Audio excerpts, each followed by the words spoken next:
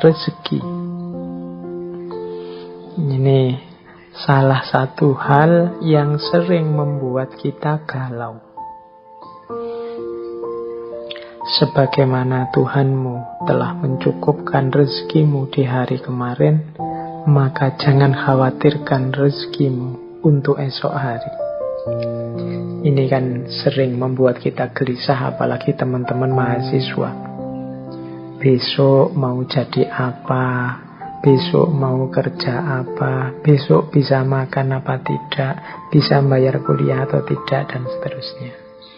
Loh, kalau kalian kemarin-kemarin bisa survive, kalian kan kemarin juga masih belum punya pekerjaan. Kalian kemarin juga masih bergantung sama orang tua. Kalian masih belum mandiri juga kemarin. Tapi toh Allah menghadirkan rezekimu dengan jalan yang ada. Mungkin lewat orang tua, lewat beasiswa, lewat tetangga. Itu kan rezeki dari Allah. Kalau Allah kemarin mencukupkan rezekimu, besok juga begitu. Maka tidak perlu khawatir, tidak perlu nabrak-nabrak aturan, tidak perlu menerjang yang salah, yang keliru hanya demi rezeki. Rezeki sudah ada yang ngatur. Ini kalau diceramahkan mudah, tapi kalau dipraktekkan kelihatannya sulit. Orang selalu saja galau, selalu saja gelisah dengan rezeki. Kalau engkau tidak punya pekerjaan, gelisah, itu menurut saya manusiawi, karena manusia itu diantara fitrahnya adalah kerja, punya aktivitas, punya penghasilan. Tapi urusan hasil, urusan rezeki jangan dikhawatirkan. Itu urusannya Allah. Sebagaimana dawuhnya Imam Malik minggu lalu yang kita kutip, bahwa lakukan saja sesuai bidangmu sebaik mungkin, sesuai yang harus kamu lakukan, tugas-tugasmu sebaik mungkin. Urusan rezeki kembalikan lagi pada Allah, karena Allah yang mengatur, Allah yang mencukupkan. Ini sama maksudnya dengan kata-kata dari Imam Syafi'i ini. Itu saya bawa sebuah syair yang terkenal sekali. Ini nasihat agar kita tidak mencampur uang yang haram dengan yang halal. Ia kumpulkan yang haram dengan yang halal supaya menjadi banyak. Yang haram pun masuk ke dalam yang halal, lalu ia merusaknya. Oke, ini ada cerita di balik syair ini. Jadi satu ketika ada seseorang yang menghadap ke Imam Syafi'i. Orang ini mengeluhkan rizkinya tidak cukup. 1 bulan dia mendapat gaji 500 dirham. Tapi gaji sebesar ini rasanya sudah besar. Kok masih susah memenuhi kebutuhan sehari-hari dalam 1 bulan. Orang ini mengadu pada Imam Syafi'i.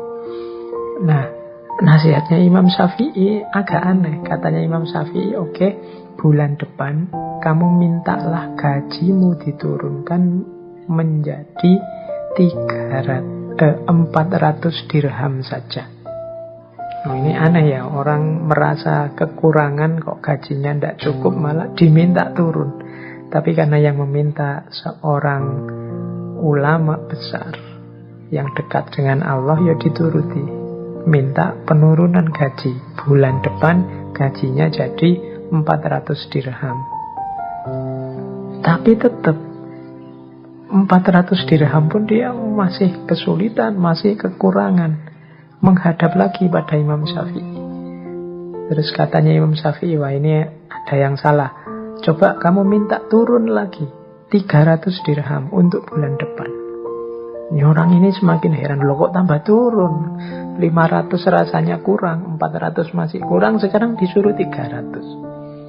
Tidak apa-apalah, yang menyuruh beliau insya Allah ada hikmahnya, ada rahasianya. Diikuti. Minta diturunkan 300 dirham. 300. Nah, Setelah 300 gajinya, rasanya kok malah tenang. Rasanya ndak banyak lagi kebutuhan macam-macam. Rasanya kok cukup dibuat apa saja dalam 1 bulan. Alhamdulillah. Padahal kemarin 500 rasanya ndak cukup, 400 rasanya ndak cukup, 300 kok rasanya malah cukup. Kembalilah dia menghadap pada Imam Syafi'i.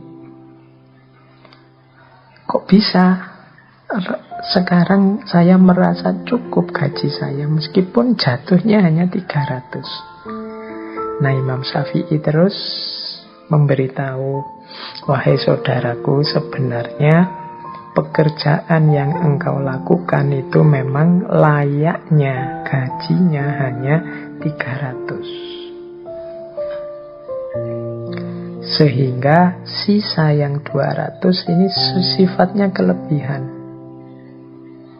Dan ini yang kecampur dalam gajimu yang halal.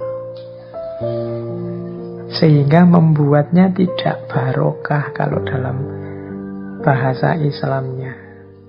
Karena tidak barokah, ya rasanya kurang terus. Rasanya ada saja kebutuhan-kebutuhan baru yang sehingga 500 ini tidak cukup. Tapi ketika engkau mengambil hakmu pas sesuai jatahmu, yaitu 300,